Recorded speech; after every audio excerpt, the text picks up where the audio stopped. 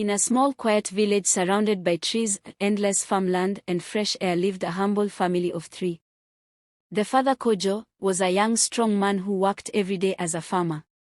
His skin was browned by the sun, and his hands were rough from years of tilling the soil, but his heart was soft, especially when it comes to his family. He wasn't rich, but he worked hard to give his family the little happiness he could afford. He found joy in life's simple things. Every morning, he went to the farm with a smile and returned in the evening tired but happy. His joy came from knowing he had a wife who loved him and a daughter waiting at home. He was married to his childhood love, Amara, a gentle, kind-hearted woman. Together, they had a 12-year-old daughter named Ojeki. Every evening, after a long day in the sun, Kojo would return from the farm with sweat on his body but joy in his heart. No matter how tired he was, he never forgot to smile. As soon as he stepped into their small mud house, he would go straight to Amara, throw his arms around her and say softly, "My love, you're the best thing that has happened to me." Then after holding her for a while, he would walk over to their daughter and hug her tightly too, lifting her up like she was still a baby. They would all come outside after dinner and sit under the moonlight. The breeze would blow gently as Kojo told beautiful stories of the moon, the animals in the forest, or how he met Amara when they were just kids. Kojo and Amara had been friends since they were small. They ran around the village barefoot together, fetched water together, shared food and playing under the mango trees. As they grew older, so did their feelings. The laughter turned to love. They became inseparable.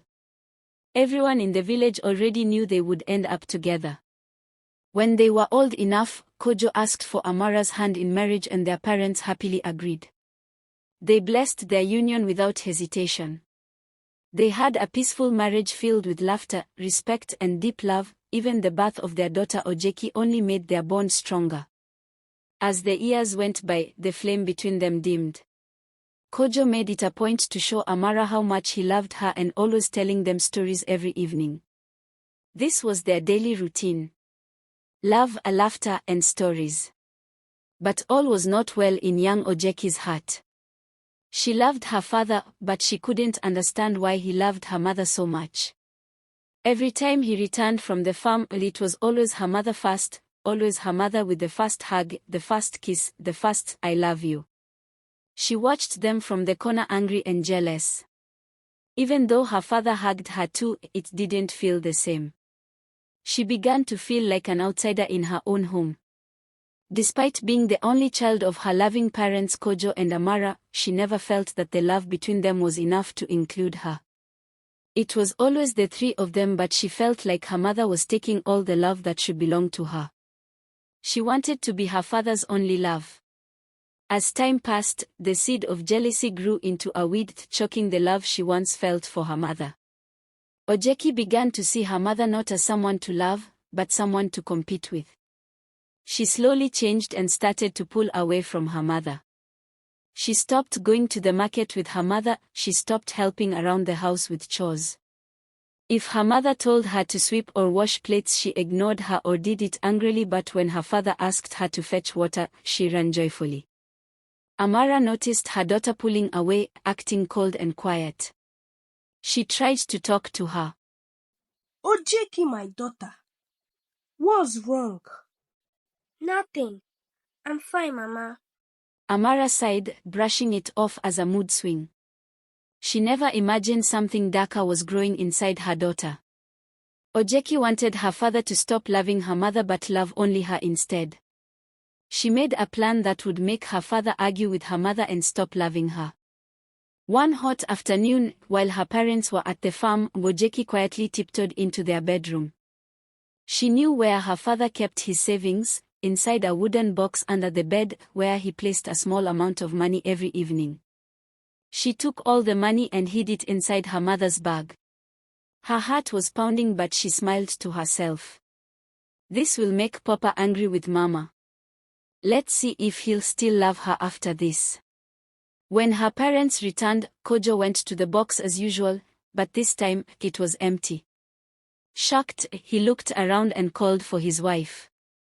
Ojeki stood behind the door, ears wide open, expecting a fight. Amara, did you take my money? What money? I did not take anything. Amara replied surprised. They searched around. Kojo was shocked and confused but didn't raise his voice. Ojeki entered the room pretending to be worried, then she offered to help search. She pretended to search, then found the money in her mother's bag. Kojo and Amara were shocked. But instead of shouting, Kojo looked into his wife's eyes and said, I know you didn't take the money. I trust you. He placed a finger gently on her lips to stop her from explaining. Ojeki's heart sank. Her plan had failed. Instead of hate, their love grew deeper. But Ojeki wasn't done. She decided to try something worse. The next morning, she approached her mother for the first time in a long while. She told her mother she wanted to go to the market with her. Amara was surprised but happy. She accepted immediately because she had missed her daughter's company. They walked together and for a moment, things felt normal again, but Ojeki had another plan. At the market, while Amara was busy buying vegetables, Ojeki slipped a small money bag she stole from a market woman into her mother's basket. The woman soon realized that her money was missing. She shouted, Thief! My bag is gone! Chaos followed. Eyes turned. People nearby was searched, including Amara, and they found the money in her basket. People began shouting, calling her names. Ojeki stood quietly beside her mother pretending to be scared. Shame and confusion filled Amara's eyes. She cried on her way home, wondering what was happening to her. Kojo was heartbroken when he heard what happened. But again, he stood by his wife. He went around the village as a town crier to clear her name. People of Ukata village, my wife is not a thief. She was set up. I trust her with my life. Kojo declared. Some villagers believed him. Others didn't, but Kojo never left Amara's side. Ojeki watched in anger as her father continued to love her mother even more. He cooked for her, helped her, and never stopped reminding her of how much he loved her. Ojeki was full of hatred and jealousy. Nothing was working. Her heart became dark. She sat in the corner of the house, planning something more dangerous. As she sat alone there, she thought, if Papa won't stop loving Mama, then maybe Mama shouldn't be here at all. If I can't make him hate her, I will make her disappear. If she's gone, then Papa will have only me. All the love, all the attention, it will all be mine. She no longer just wanted her mother to feel the pain, she wanted her gone forever. She began to plan something terrible, something evil. Ojeki sat by the small fire outside the house one cold night, hugging her knees, eyes lost in the darkness. Her thoughts were heavy, darker than they have ever been. Her thoughts were no longer about jealousy. They had turned into something poisonous. She wasn't a child with heart anymore, she was becoming someone else entirely.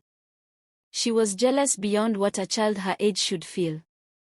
She had watched her parents love each other for years. She had tried, waited, plotted, and failed. But now the time for patience had ended. It was a quiet morning. Birds chirped softly outside. The breeze was gentle and the scent of burning firewood from the neighboring kitchens floated in the air. But Ojeki's heart was not calm. Ojeki came across a dangerous white substance. For years, she had watched her father use it on his farm. Her father used it in getting rid of pests that ruined the crops in his farm. It was so strong that it killed wild animals too. He always warned her never to go near it. She thought it might work for what she had in mind. She put the substance in her mother's food while she was away. She made sure her mother was eating alone that day without her father because they always ate together, but her father wasn't around that day. She watched from behind as her mother ate the food. Her heart pounding in anticipation. She watched her mother take a bite, then another, and then the unthinkable happened. Amara suddenly began coughing violently, gasping for air, struggling for breath. She called for Ojeki's name to help her with water, but she pretended not to hear and watched her struggle till she was out of breath. She smiled after seeing that her mission was accomplished. The death of her mother was a great achievement to her. She felt no remorse. Moments later, she ran outside, screaming for help, feigning sorrow, pretending to be devastated. The neighbors came rushing to the house, then soon, the entire village gathered, shocked at the loss of Amara. By the time Kojo returned, the compound was filled with people. Some were crying, others whispering in shock. When he learned of what happened, he couldn't believe it. He collapsed to the ground, his cries echoing in the house. His grief was overwhelming, but even more so was the question that burned in his mind: why? What happened to the woman he had loved deeply? His mind couldn't fathom that she'd been taken away from him so suddenly, and yet, in the middle of his sorrow, he could never have known that his own daughter was responsible. After the funeral of Amara, it was just Kojo and Ojeki left in the house. Kojo's heart was heavy with grief, but he tried to move forward, doing his best to care for his daughter. He still misses his wife every single day, but he tried to focus on Ojeki, who seemed to need his love more than ever. He believed that, in his daughter's eyes, he was all she had left. Ojeki finally had what she wanted, all her father's attention. They went to the farm together, they went to the market together. They cooked together. Kojo, though heartbroken, poured his energy into taking care of his daughter. Ojeki smiled every day. She was the queen of her father's world. She was getting all the love, all the attention, all the time. Her plan had worked, but not for long. Her joy didn't last for long. Her grandparents intervened. They were deeply concerned for Kojo, their son. They had seen his sorrow and how lonely he had become. They knew how much he loved Amara, but they also how much he tried to hide his pain. Out of love, and perhaps pressure, they brought a new woman to him, Adanma, a beautiful young woman from a neighboring village. Kojo refused at first. But after thinking of Ojeki and how she might need a mother figure, he eventually agreed to marry Adanma. Ojeki's world shattered. She had expected to keep her father's love all to herself, but now there was another woman taking her place. She wanted to scream, she wanted to protest. But she didn't want to make it obvious. So she stayed silent. Quiet. Watching Adanma with so much hatred in her heart. From the moment Adanma entered the house, Ojeki made life difficult for her. She hated Adanma the moment she saw her. Everything she had done, every tear she had faked, every plan she had made, was now worthless. Her father was smiling with her, and not just smiling, he was holding Adanma's hand. Talking to her. Laughing with her. Flame of jealousy burned hotter than ever. She didn't respect Adanma. And she made sure to disobey her whenever possible. She never helped her with chores or errands. She would create problems hoping that Adanma would be blamed. She set traps. She would hide Adanma's things and say she lost them. She would spill palm oil and blame her. She made her look careless and lazy.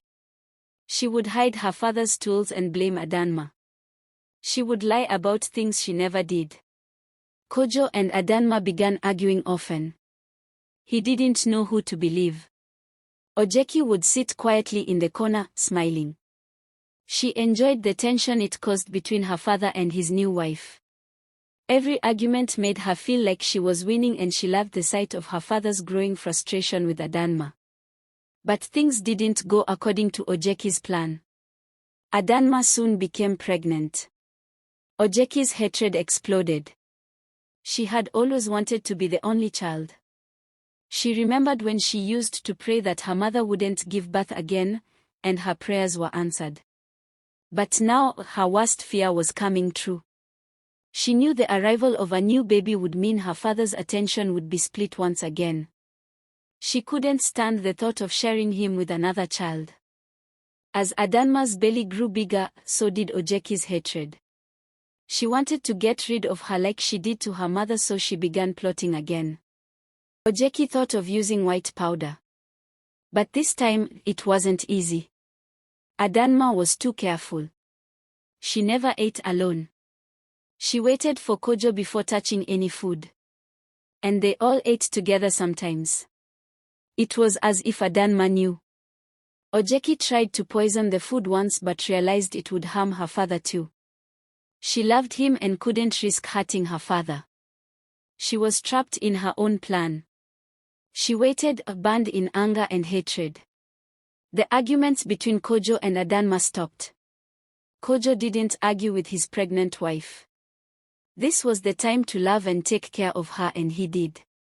Ojeki couldn't stand it and at the same time couldn't do anything. Finally, the day came. Adanma gave birth to a baby girl. They named her Chioma. Everyone celebrated except Ojeki. She refused to hold the baby, she didn't even look at her. Instead, she began to bully Chioma when their parents was away. She would pinch her, slap her, push her around, threatening her things far worse than what she had done to her mother. Chioma, still small and afraid, would cry in silence. Kojo and Adanma never suspected. Kojo treated Ojeki and Chioma equally, kissing them both goodnight and telling them stories, but Ojeki's heart boiled every day. She had killed once and she could do it again. Ojeki was no longer the little girl who once smiled innocently at her father's side. She had grown into a full-grown woman, beautiful on the outside but with a heart hardened by envy, hate and wickedness. Her stepsister Chioma, now a teenage girl, had grown up in a constant fear and confusion. Chioma had always loved her elder sister. She tried to be close to her, to play with her, to help her, to laugh with her. But Ojeki never returned that love. Instead, she mocked her, insulted her and tormented her every chance she got. Chioma couldn't understand it. What had she done wrong? Eventually, she accepted the painful truth: Ojeki would never love her back. She began to avoid her. She stayed away from her presence, knowing peace only came when Ojeki wasn't around. One morning, while sweeping behind the house, Chioma's broom hit something hard. Curious, she bent down and began to dig lightly around the spot. Her fingers pulled out an old black bottle. It was covered in dust, but it still held a strange foul smell. Chioma, unsure of what it was, took it to her father, Kojo. Kojo's hand trembled as he held the bottle. It was old, dusty, and empty, but he remembered it clearly. It was the bottle he used to store poisonous chemicals used to kill pests and wild animals on his farm. He thought it had gone missing at his farm at the same time his wife died. But back then, he had been too heartbroken to care. But now, seeing it appear right in their compound, it sent a chill down his spine because he never disposed the substance carelessly because of how harmful it was. Confused and disturbed, he took it to his mother. His mother gasped. She blamed him for not investigating properly, but also understood his grief at the time. They sat down thinking deeply and calculating. Only Amara had eaten that day. Only Ojeki had been with her. A terrible thought formed in their heart. They called for Ojeki. She walked in confidently, but when they showed her the bottle and asked her what happened that day, she froze. She stammered, avoided eye contact and then began to tremble. Her reaction made Kojo and her mother pressed harder because they were suspecting something. Kojo raised his voice for the first time in years. Finally, Ojeki broke. She confessed everything. How she had been jealous of the love her father showed her mother. How she planned her death by emptying the entire bottle filled with harmful substance inside her mother's food and burying the empty bottle at the back of the house in order not to leave any trace of her actions. How she watched her die and how she has been planning to get rid of her stepmother and stepsister too. Mama Kojo screamed and fell to the ground wailing. The neighbors who heard her voice gathered. Kojo stood like a statue. numb and broken. His heart was shattered. He had raised a murderer. His beloved wife was killed by their own daughter. Word spread across the village. People cursed Ojeki and demanded justice. The elders gathered. They had never seen such a crime so heartless. They declared Ojeki banished.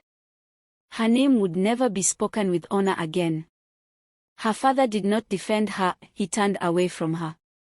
Her grandparents shed tears of shame. Her stepmother knew she was dangerous but never imagined she was responsible for her own mother's death. Chioma, who had once adored her, now looked at her with so much fear. Ojeki begged. She cried. She knelt. But no one listened. She was forced to leave. She left the village alone, carrying only a small bag of clothes and a mountain of guilt on her shoulders. She wandered for days and eventually found an old abandoned hut in a poor quiet village far away from home. She was never the same again. She had no friends, no family, and no love. She couldn't sleep at night. Her mother's face haunted her dreams. Every time she closed her eyes, she saw her mother crying. She begged for forgiveness, but no voice answered. Her guilt became heavy. She couldn't eat, she couldn't smile. Life became meaningless. One night, sitting alone in her small, leaking hut, she whispered, "What have I done? I destroyed everything. I destroyed myself." Unable to bear the pain, she drank a bitter herb she believed would end her pain. She felt pain in her belly and collapsed on the ground. As her body weakened, she cried, not from the pain of death, but from the pain of regrets. She whispered her mother's name with her last breath. When the news reached Kojo, he sat alone under the mango tree where he usually sat happily with his late wife Amara and his daughter Ojeki. He didn't cry for Ojeki, not because he didn't care, but because he had already lost her the day she killed her own mother. He whispered to the wind as if Amara could hear him. My wife, I tried. I did everything for her. I gave her love. I gave her care. But our daughter chose darkness. She chose envy. Forgive me for bringing such pain to you. In your next life, choose a daughter who will love you the way you deserve. A daughter who will protect you. A daughter who will not be consumed by jealousy. Then he walked inside to hold Chioma close to his heart. From that day, he made a vow to raise her with love, but also with wisdom. Because love without truth can be deadly. And jealousy, when left unchecked, can destroy the most beautiful family. Jealousy is a silent poison. It starts small but grows until it destroys everything. Ojeki's story teaches us that no matter how much you want something, hurting others to get it will never bring true happiness. In the end, love, kindness, and peace are worth more than anything envy can offer. Let us learn to love, forgive, and cherish those around us before it's too late. Thanks for watching. I hope you enjoyed this story. Please leave your thoughts in the comment section and also do well to share with your family, friends, in fact, all your loved ones. Something good is always coming, so please stay tuned for more interesting and amazing story from this channel. Thanks for watching. Please like and subscribe to Hopella Stories.